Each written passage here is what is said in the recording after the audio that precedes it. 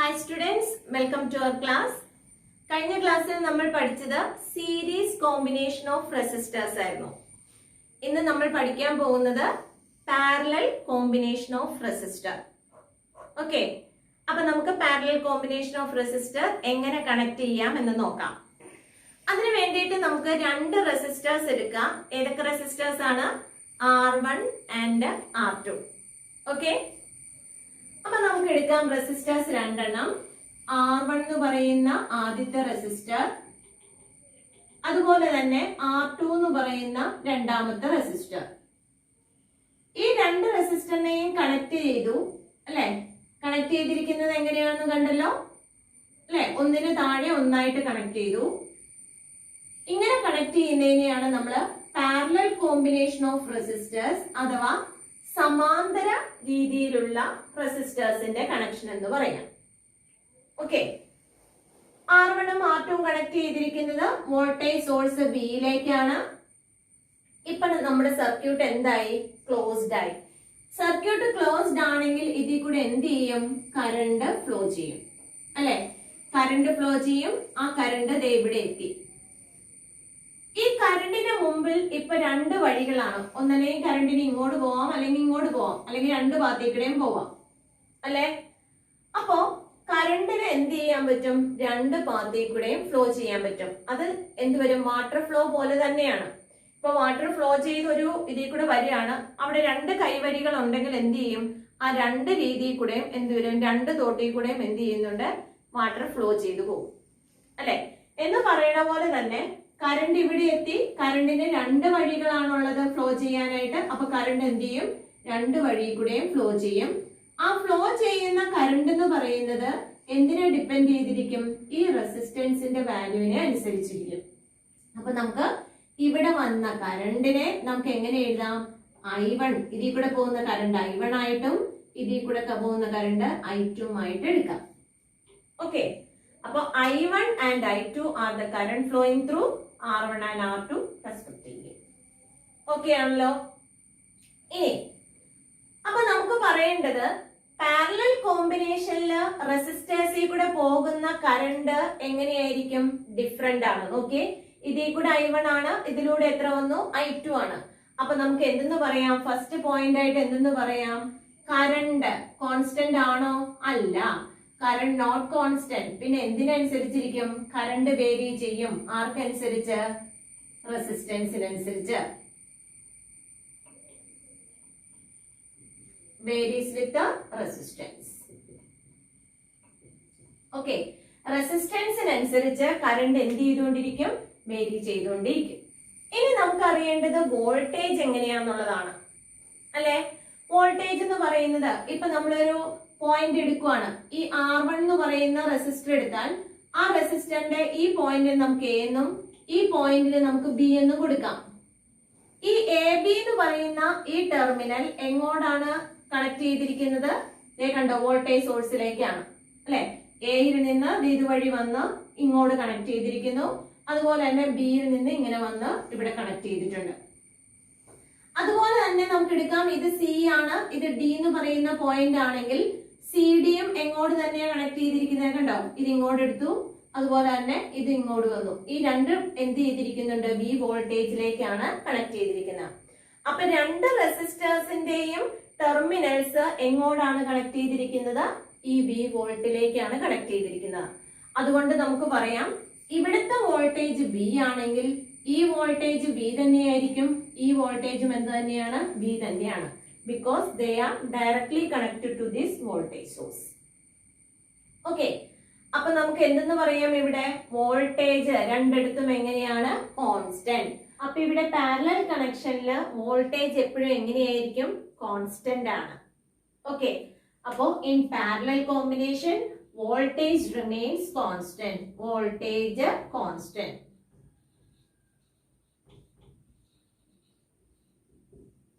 Okay, അപ്പൊ parallel കോമ്പിനേഷന്റെ കേസിൽ രണ്ട് കാര്യങ്ങളാണ് നമ്മൾ ഇപ്പൊ പഠിച്ചത്. Current varies with resistance R and voltage remains constant. Okay, ഇനി നമുക്ക് പറയേണ്ടത് എങ്ങനെയാണ് എഫക്റ്റീവ് റെസിസ്റ്റൻസ് എന്നുള്ളതാണ്. അപ്പൊ നമുക്കൊന്ന് എഴുതി നോക്കാം. നമ്മൾ ഇവിടെ എന്തിനെയാ ഡിവൈഡ് ചെയ്തിരിക്കുന്നത്? നോക്കിയേ, ഈ വന്നിരിക്കുന്ന കറണ്ട് ഇവിടെ എന്ത് ചെയ്തു? I1ഉം I2വുമായി സ്പ്ലിറ്റ് ആയി പോയി അല്ലെ? അപ്പൊ നമുക്ക് പറയാം കറണ്ട് I ആണ് അവിടെ എന്തൊക്കെയായി മാറിയിരിക്കുന്നത്? I1ഉം I2വുമായി സ്പ്ലിറ്റ് ചെയ്തിരിക്കുന്നത് എന്ന് പറഞ്ഞാൽ I is equal to നമുക്ക് എന്തെന്ന് എഴുതാം? I1 plus I2. Okay, according to Ohm's law നമുക്ക് അറിയാവുന്നതാണ് V is equal to I into R. Therefore I is equal to നമുക്ക് അവിടെ എന്തെന്ന് എഴുതാം? V divided by R. അപ്പൊ ഈ ഐക്ക് പകരം നമുക്ക് ഇവിടെ എന്ത് കൊടുക്കാം? V by R എന്ന് കൊടുക്കാം. ഓക്കെ, ഇനി I1 കറണ്ട് ആണ് R1ലൂടെ ഫ്ലോ ചെയ്യുന്നത്, വോൾട്ടേജ് V ആണ്. അപ്പൊ അവിടെയും എന്തെടുക്കാം? According to Ohm's law V is equal to I1 into R1. അവിടെ നിന്ന് I1 എങ്ങനെയാണെന്ന് എഴുതാം? I1 is equal to V divided by R1 അല്ലെ? I1 is equal to V by R1. അപ്പൊ I1 പകരം എന്ത് കൊടുക്കാം? V divided by R1 plus, ഇനി ഇവിടെ എന്തെന്ന് എഴുതാം? ഇവിടെ V is equal to according to Ohm's law V is equal to I2 into R2 അല്ലെ? I2 കറണ്ട് ആണ് R2യിലൂടെ പോകുന്നത്. I2 into R2. Therefore I2 is equal to എന്തെന്ന് എഴുതാം? V divided by R2. എഴുതാൻ പറ്റുമല്ലോ? ഓക്കെ, അപ്പോ I2ന് പകരം എന്തെന്ന് എഴുതി? V divided by R2. ഇനി ഇവിടെ ആരാ കോമൺ ആയിട്ടുള്ളത്? V ആണ്. അപ്പൊ V നെ നമുക്ക് പുറത്തേക്ക് എടുക്കാം. ബാക്കി എന്ത് വരും? 1 by R1 plus 1 by R2 equal to V by R. V cancel അല്ലെ? അപ്പൊ ബാക്കി ഇനി എന്തുണ്ട്? 1 by R. അപ്പൊ 1 by R is equal to 1 by R is equal to 1 by ഇവിടെ 1 by R1 1 by R1 plus എന്തെന്ന് വരും? 1 by R2. ഓക്കെ, അപ്പൊ 1 by R is equal to 1 by R1 plus 1 by R2 ആണ്. ഇത് എന്ത് combination ആണ്? Parallel combination ആണ്. അതുകൊണ്ട് നമുക്ക് ഇവിടെ R ന് പകരം എന്ത് എഴുതാം? RP എന്ന് കൊടുക്കാം. 1 by RP പാരലൽ ആയതുകൊണ്ട് 1 by RP is equal to 1 by R1 plus 1 by R2. Okay, 1 by RP is equal to 1 by R1 plus 1 by R2 ആണ് അല്ലെ? റെസിപ്രോക്കൽ വെച്ചിട്ട് ആഡ് ചെയ്തേക്കാണ്. അങ്ങനെ വരുമ്പോ എഫക്റ്റീവ് റെസിസ്റ്റൻസ് എപ്പോഴും എന്ത് ചെയ്യും? കുറഞ്ഞേ വരുള്ളൂ. അപ്പൊ നമുക്കൊരു പ്രോബ്ലം ചെയ്യുമ്പോൾ നമുക്ക് അത് എങ്ങനെയാണെന്ന് വളരെ ക്ലിയർ ആയിട്ട് പഠിക്കാം. ഇവിടെ എന്ത് വരും? റെസിപ്രോക്കൽ ആണ് എടുക്കുക. അപ്പൊ എന്തായിട്ട് വരും? സാധാരണ R1 plus R2 ആണെങ്കിൽ റെസിസ്റ്റൻസ് കൂടി വരും. ഇത് റെസിപ്രോക്കൽ എടുത്തിട്ട് ആഡ് ചെയ്യാണ് ചെയ്യുന്നത്. അപ്പൊ റെസിസ്റ്റൻസ് എന്ത് ചെയ്യും? കുറഞ്ഞു വരും. അപ്പൊ നമുക്ക് ഇവിടെ പറയാവുന്ന മൂന്നാമത്തെ പോയിന്റ് എന്ന് പറയുന്നത് എഫക്റ്റീവ് റെസിസ്റ്റൻസ് എന്ത് ചെയ്യാണ്? റെസിസ്റ്റൻസ് ഡിക്രീസ് ചെയ്യാണ്. ഓക്കെ, എഫക്റ്റീവ് റെസിസ്റ്റൻസ് എന്ന് പറയുന്നത് കുറഞ്ഞു വരും.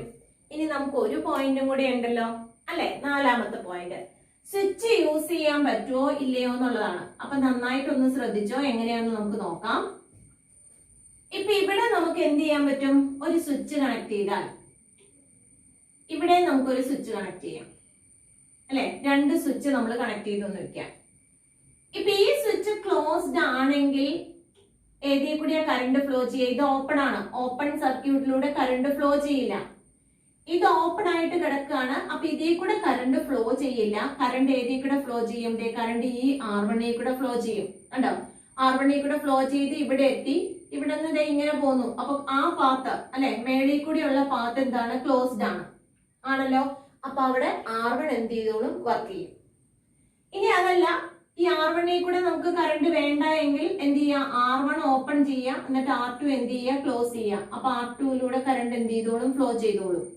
അപ്പൊ നമുക്ക് R1നെയും R2നെയും എങ്ങനെ സെപ്പറേറ്റ് കൺട്രോൾ ചെയ്യാനായിട്ട് പറ്റും എന്ന് വെച്ചാൽ സെപ്പറേറ്റ് സ്വിച്ച് യൂസ് ചെയ്യാനായിട്ട് പറ്റും ആണല്ലോ. അപ്പൊ നമുക്ക് ഇവിടെ എന്ത് പറയാം? We can use separate switching system for the flow of current through A branch അല്ലെ? ബ്രാഞ്ച് എന്ന് പറയുന്നത് രണ്ടായിട്ടല്ലേ തിരിഞ്ഞു പോന്നേക്കണേ. അപ്പൊ നമുക്ക് അവിടെ ബ്രാഞ്ച് എന്ന് വേണമെങ്കിൽ പറയാം അല്ലെ? ഈ ബ്രാഞ്ചിലൂടെ കറണ്ട് വേണമെങ്കിൽ അവിടുത്തെ സ്വിച്ച് ക്ലോസ് ചെയ്യാം. രണ്ടിലൂടെയും വേണമെങ്കിൽ രണ്ടിലെ സ്വിച്ച് ക്ലോസ് ചെയ്യാം.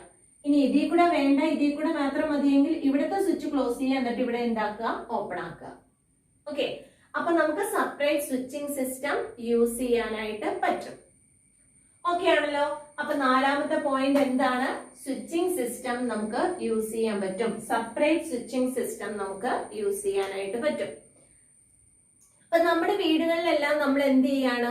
ഓരോ ബൾബിന്, ഫാനിന്, എല്ലാത്തിനും എന്ത് ചെയ്യും? പ്രത്യേകം സ്വിച്ച് ആണ് യൂസ് ചെയ്യുക. അപ്പൊ നമ്മുടെ വീട്ടിലെ കണക്ഷൻസ് ഒക്കെ എങ്ങനെയായിരിക്കാം ചെയ്തിരിക്കുക? Parallel. Okay, separate switching system use ചെയ്യാൻ പറ്റുന്നുണ്ടെങ്കിൽ അവിടുത്തെ കണക്ഷൻസ് ഒക്കെ എങ്ങനെയായിരിക്കും?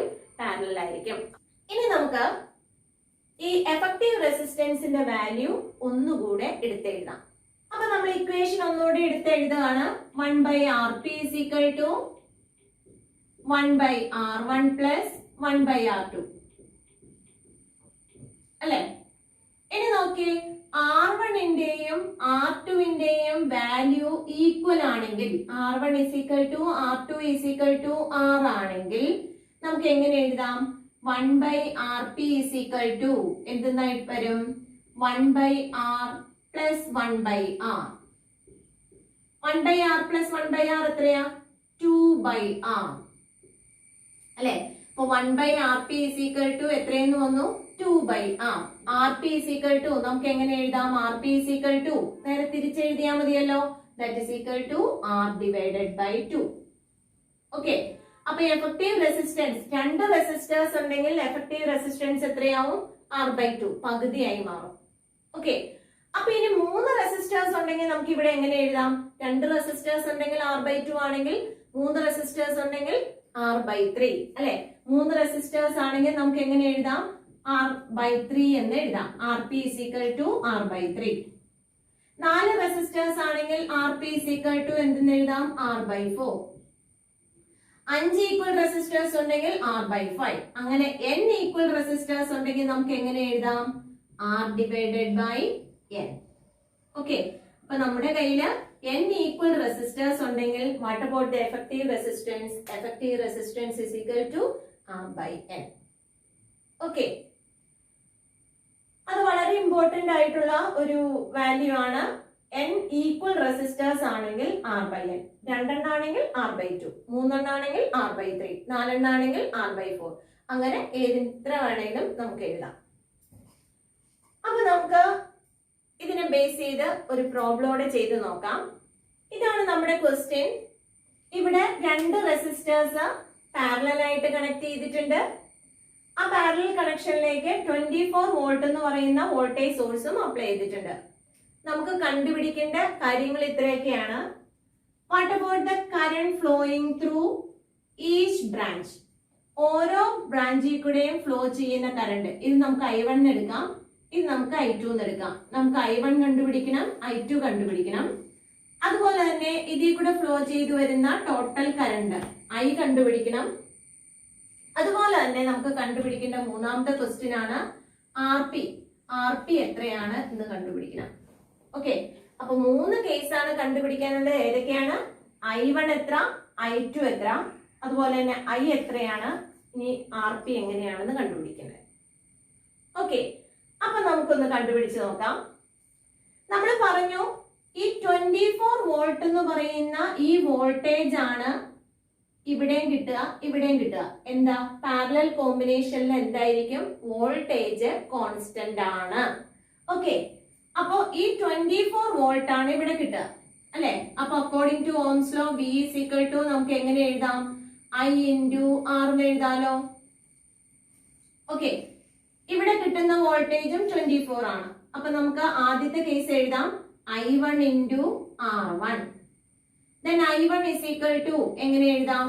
V divided by R1. V എത്രയാ? V എന്ന് പറയുന്നത് 24 ആണ്. അപ്പൊ 24 divided by R1. R1 എത്രയാ വന്നിരിക്കുന്നത്? 4 ohm അല്ലെ? 4 ohm. അപ്പൊ 24 divided by 4 എത്ര വരും? 6 അല്ലെ? അപ്പൊ 6 ആംപിയർ. അപ്പൊ I1 എന്ന് പറയുന്നത് എന്ന് വെച്ചാൽ ഈ ബ്രാഞ്ചിൽ കൂടെ ഫ്ലോ ചെയ്യുന്നത് എത്ര ആംപിയർ കറണ്ട് ആണ്? 6 ആംപിയർ കറണ്ട് ആണ് ഫ്ലോ ചെയ്യുക. ഓക്കെ, അപ്പൊ നമ്മൾ I1 കണ്ടുപിടിച്ച പോലെ തന്നെ ഓംസ് ലോ യൂസ് ചെയ്തിട്ട് I2 എങ്ങനെ കണ്ടുപിടിക്കാൻ നോക്കാം. I2 കറണ്ട് 6 ഓമിലൂടെ പാസ് ചെയ്യാണ് അല്ലെ. ഇപ്പൊ വോൾട്ടേജ് കോൺസ്റ്റന്റ് ആണ്. അപ്പൊ V is equal to നമുക്ക് എങ്ങനെ എഴുതാം? I2 into R2. അപ്പൊ I2 is equal to എങ്ങനെ എഴുതും? V divided by R2. Voltage നമുക്ക് തന്നിട്ടുണ്ട്. വോൾട്ടേജ് എത്രയാണ്? 24 വോൾട്ട് ആണ്. അപ്പൊ 24 ഡിവൈഡഡ് ബൈ റെസിസ്റ്റൻസ് എത്രയാണ് തന്നിരിക്കുന്നത്? 6 ഓം. അപ്പൊ 6 that is equal to 24 divided by 6 is equal to എത്ര വരും? 4 ആംപിയർ. അപ്പൊ നമുക്ക് എത്ര കിട്ടി? 4 ആംപിയർ എന്ന് പറയുന്ന കറണ്ട് അവിടെ കിട്ടി. അപ്പൊ I1 കൂടെ കടന്നു പോകുന്ന കറണ്ട് എത്രയാണ്? 6 ആംപിയർ. I2 കടന്നു പോകുന്ന കറണ്ട് എത്രയാണ്? 4 ആംപിയർ. ഓക്കെ. ഇനി ഈ 6 ആംപിയറും 4 ആംപിയറും എവിടെന്നാ വന്നേ? ഇവിടുന്ന് വന്ന കറണ്ട് അല്ലേ? ഇവിടെ വന്ന കറണ്ട് അല്ലേ രണ്ടായിട്ട് ബ്രാഞ്ച് ചെയ്തു പോയത് അല്ലെ. അപ്പൊ ഇവിടുത്തെ കറണ്ട് എത്രയായിരിക്കും? I എത്രയായിരിക്കും? ഇത് രണ്ടും കൂടെ ജോയിൻ ചെയ്ത കറണ്ട് അല്ലേ ഇവിടെ വരിക അല്ലെ. അപ്പൊ I is equal to നമുക്ക് എങ്ങനെ എഴുതാം? I is equal to I1 plus I2 അല്ലെ. ഈ I കറണ്ട് ആണ് രണ്ടായിട്ട് ഡിവൈഡ് ചെയ്ത് പോവാ. അപ്പൊ എത്ര വരും? 6 plus 4 is equal to എത്ര വരും? 10 ആംപിയർ. അപ്പൊ കറണ്ട് എത്രയാണ്? ഇതിൽ കൂടെ ഫ്ലോ ചെയ്യുന്ന കറണ്ട് എത്രയാണെന്ന് കിട്ടി? 10 ആംപിയർ. വളരെ സിമ്പിൾ ആയിട്ട് നമുക്ക് ചെയ്യാവുന്നതാണ്. ഓക്കെ. ഇനി നമുക്ക് കണ്ടുപിടിക്കേണ്ടത് RP എങ്ങനെയാണെന്നുള്ളതാണ്. അതിന് നമുക്ക് ഇക്വേഷൻ കൊടുക്കണം. എന്താ equation? 1/RP is equal to എങ്ങനെ വരും? 1/R1 plus 1/R2. അപ്പൊ 1/6 plus 1/4 എത്രയാ? 1/6 plus 1/4 എന്ന് പറയുമ്പോ അല്ലെ കോമൺ നമുക്ക് എടുക്കാം. എത്ര ഡിനോമിനേറ്റർ? 24 അല്ലെ. അപ്പൊ എത്ര വരും? 4 പ്ലസ് 1/4 എത്ര ടൈംസ് ആണ്? 6. അപ്പൊ എത്ര വരും? 10 ഡിവൈഡഡ് ബൈ 24. അത് 1/RP ആണ്. 1/RP ഇതാണ്. അപ്പൊ RP എങ്ങനെ എഴുതാം? RP is equal to തിരിച്ചെഴുതാലോ അല്ലെ. അപ്പൊ 24 ഡിവൈഡഡ് ബൈ 10 എത്രയായിട്ട് വരും? 2.4. അപ്പൊ എഫക്റ്റീവ് റെസിസ്റ്റൻസ് എത്ര കിട്ടി? 2.4. അപ്പൊ നേരത്തെ നമ്മൾ തിയറി ഡിസ്കസ് ചെയ്ത സമയത്ത് പറഞ്ഞായിരുന്നു എഫക്റ്റീവ് റെസിസ്റ്റൻസ് കുറഞ്ഞു വരുന്നു. നോക്കിക്കേ, ഇവിടുത്തെ റെസിസ്റ്റൻസ് 4 ഓമോ 6 ഓമോ ആണ്. ഇവിടുത്തെ ചെറിയ റെസിസ്റ്റൻസ് ഏതാ? 4 ഓം ആണ് അല്ലെ. ആ 4 ഓമിനേക്കാളും കുറവല്ലേ എന്ന് നോക്കിയേ നമ്മുടെ എഫക്റ്റീവ് റെസിസ്റ്റൻസ് അല്ലെ. അപ്പൊ നമുക്ക് എന്തെന്ന് പറയാം? Effective resistance in parallel combination is less than the smallest value അല്ലെ. സർക്യൂട്ടിൽ തന്നിരിക്കുന്നതിന്റെ എന്ത് ചെയ്യും? സ്മോളസ്റ്റ് വാല്യൂവിനേക്കാൾ കുറവാണ് എന്ന് പറയാം എഫക്റ്റീവ് റെസിസ്റ്റൻസ്. ഓക്കെ. അപ്പൊ നമ്മൾ പാരലൽ കോമ്പിനേഷൻ എന്താണെന്നും അതിന്റെ പ്രോബ്ലം എങ്ങനെ ചെയ്യാമെന്നും പഠിച്ചു. അപ്പൊ പാരലൽ കോമ്പിനേഷന്റെ പ്രത്യേകതകൾ എന്തൊക്കെയായിരുന്നു? In parallel combination current varies with resistance R. റെസിസ്റ്റൻസിനനുസരിച്ച് കറന്റ് എന്ത് ചെയ്യും? വേരി ചെയ്യും. രണ്ടാമത്തെ പോയിന്റ് എന്ന് പറയുന്നത് വോൾട്ടേജ് റിമെയിൻസ് കോൺസ്റ്റന്റ് ആണ് അല്ലെ. ഇനി മൂന്നാമത്തെ പോയിന്റോ റെസിസ്റ്റൻസ്, എഫക്റ്റീവ് റെസിസ്റ്റൻസ് എന്ന് പറയുന്നത് എപ്പോഴും എന്തായിരിക്കും? വളരെ കുറവാണ്. Less than the smallest value in the circuit. സർക്യൂട്ടിലെ ഏറ്റവും ചെറിയ വാല്യൂവിനേക്കാൾ കുറവാണ് എന്തെന്ന് പറയാം? Effective resistance. നാലാമത്തെ പോയിന്റ് നമുക്ക് എന്ത് ചെയ്യാൻ പറ്റും? സെപ്പറേറ്റ് സ്വിച്ചിങ് സിസ്റ്റം യൂസ് ചെയ്യാൻ പറ്റും. അതുകൊണ്ട് നമ്മുടെ വീടുകളിലെ കണക്ഷൻസ് എല്ലാം എന്തായിരിക്കും? പാരലൽ കോമ്പിനേഷൻ ആണ്. അതുകൊണ്ടാണ് നമുക്ക് ഒരു സ്വിച്ച് അല്ലെ സ്വിച്ചിങ് സിസ്റ്റം വരുന്നത് തന്നെ അതുകൊണ്ടാണ്. ഓക്കെ. അപ്പൊ ഇതെല്ലാമാണ് നമ്മുടെ എന്തെന്ന് പറയാ പാരലൽ കോമ്പിനേഷന്റെ പ്രത്യേകതകള്. പ്രോബ്ലം നമുക്ക് അടുത്ത ക്ലാസ്സിൽ വീണ്ടും ഒന്നുകൂടെ ചെയ്യാം. Okay. I think this topic is clear for you. If you like this video, please subscribe and share to your friends. Okay, thank you.